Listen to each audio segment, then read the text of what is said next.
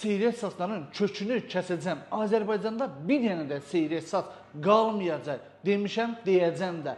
Əziz xanımlar və beylər, saçınızdakı seyrəkləri açıq tondadırsa və bu seyrəkləri tam təbii, natural şəkildə dolmasını istəyirsinizsə, bu işin peşəkarı, yəni mənə müraciət edə bilərsiniz. Baxın, bu saçın əvvəli ağlı qaralı olan seyrəklik. Bu isə bir ayın sağalma nəticəsi göz önündədir.